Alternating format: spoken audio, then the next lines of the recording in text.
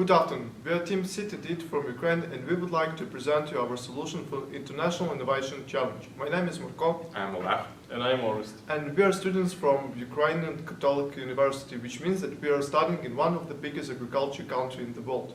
More than 70% of our country's surface is used for agriculture activities, which produce more than 13% of Ukrainian GDP. That's why food security isn't just words for us. There are a lot of very important problems related to food security and thousands of different solutions for each of them. But there is one that we believe is very important worldwide and still has no effective solution. Before showing you a lot of boring statistical information, let me show you a picture. Do you notice something wrong with this wheat? I bet you do. This is a fungal disease called leaf blight, which is just one of the 40 different wheat diseases, and each of them requires specific treatment, and for a single person it's very hard to distinguish between them. What is interesting, yield diseases cause damage not only for small farmers but also to the biggest agriculture holdings in the world, making it one of the biggest and most damaging problems related to food security. To give you a better intuition, let's take a look on some statistics. I have to say that then, when we started collecting this information, we were surprised to see such huge numbers. Let's take a look on this problem from a global point of view. It is estimated that yield loss due to diseases is around 1/5 part of the production. Take into account that average revenue from the 7 most valuable crops is more than $300 billion. The yearly loss due to crop diseases worldwide is more than $50 billion. Quite an impressive number, right?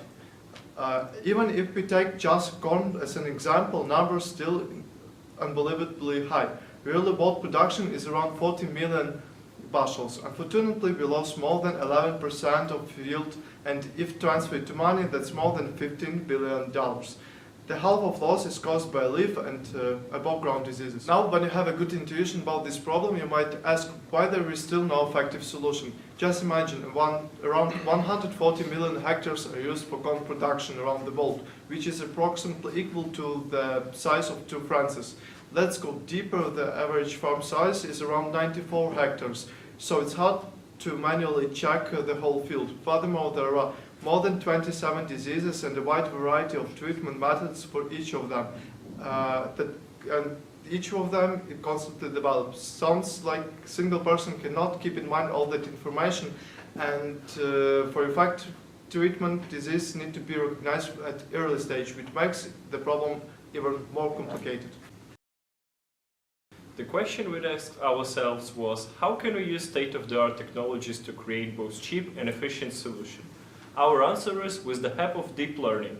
Over the last 5 years, deep learning became a hot trend, especially in computer vision, where convolutional neural networks achieved human level of accuracy in many problems, such as image recognition, object detection, semantic segmentations, and others.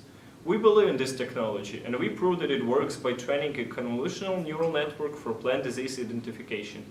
I don't want to talk too much about the technical details, architecture, and nuts and bolts of training a neural net, but there are a few words that I just have to say. First of all, the main question is how to get the data for training. Well, for our solution, we used existing dataset created by scientists from Penn University, USA, and EPFL, Switzerland. It has more than 50,000 of images of 38 different plant diseases. Moreover, we combined it with a very super cool idea in deep learning called transfer learning. This is a very widely used trick, as in general, deep neural networks require really a lot of data to be able to generalize well and to learn good features. Well, of course, for many problems, it is simply impossible to collect millions of samples. Instead, the network is being taught on an abstract task A, which is usually a very huge data set. So in our case, we used an image recognition model trained on ImageNet, which has more than 14 million of different images. So our model is able to learn good and domain-independent features. After that, almost all of the weights are frozen, except for the last few layers, and the model is fine-tuned on an original, much smaller data set. Totally, with this approach and state-of-the-art architecture, well, we actually used Microsoft ResNet architecture. We managed to receive a top 3 accuracy of 99% on a test set, and F-score of our model is more than 0.98. The next question would be, okay, now that we have this cool technology able to identify plant, leaf or stem disease, but what can we do with that? Luckily, we have a great mix of engineers and analysts in our team, so we managed to come up with a complex and ready for an implementation solution, which we called CropSaver. So, what is a CropSaver? This is an autonomous drone-based system which leverages geolocation map technologies to fly it over the field of crops and gathers geotagged image information. Further, this data is analyzed, geotagged, and visualized on a dashboard of a user. And moreover, the system can predict spreading of diseases based on mathematical models and give treatment recommendations. Now let's dig a little bit deeper and see the technical implementation of our solution. So first of all, why drones? Drones are the next big shift in agriculture in the 21st centuries. They are much cheaper than the aircraft, which is heavily used for the scouting purposes in developed countries, and the results produced of them are more precise. Secondly, I have to talk about our data platform. Our fast data platform and cheap storage can process up to 180,000 of drones data simultaneously. Moreover, the neural net is run as a service in a data lake on Python Flask, which makes us very easy to add new services to change functionality and scale our solution. So in general, both scaling our solution and extending it is very simple. So it opens the door for other models and other combined mathematical solutions. Now that we have the data about the current state of infected yield, but for many reasons it would be cool to have a simulation model for disease spread. First of all, we would like to treat the yield in the most efficient way, and by the time the algorithm detects infected plants, it's obvious that some of the nearby plants might be infected too, even if it looks healthy. By using simulation model, we would be able to identify possibly infected areas of a yield and make our treatment more efficient. We can model the development of the disease so that the stakeholders can make right decision in a timely manner by showing them the estimated yield loss over time and also recommending the most efficient treatment. Okay, so how are we going to do this? Let's take a look at how diseases spread. Typically, the source of spores is a fungus that overwintered in crop debris from previous yields. Main agents that are responsible for spore distributions are wind and rain. Weather conditions play a key role in the process of spreading diseases. Wind flows move spores to healthy plants, and when spores fall on leaves, they infect the plant. The process is quite time-consuming and requires high humidity on the surface of the plant in order for spores to infect the plant and lesions to develop. If conditions are favorable, the disease will develop and new spores will be produced in lesions and spread among field, causing other plants to become infected. So how can we predict where spores will go, which plant gets infected, and everything else in the world? Answer for this question hasn't been changing for the last 400 years, I think, and it's differential equations. The one you can see on the slide, actually. Don't want to bother you with all the math, so long story short. This model operates on the leaves density and the yield and uses Fleet's law of diffusion to simulate spores movement. Input parameters for this model are leaves distribution on the field to diffusion coefficients, which are group characteristic of weather conditions, and coefficients that reflect treatment applications like fungicide spraying. This model was developed by Amiens Laboratory of Fundamental and Applied Mathematics. In order to solve the differential equations, they used finite volumes method, which allows you to approximate desired processes with any desired accuracy. The result can be seen on the next slide.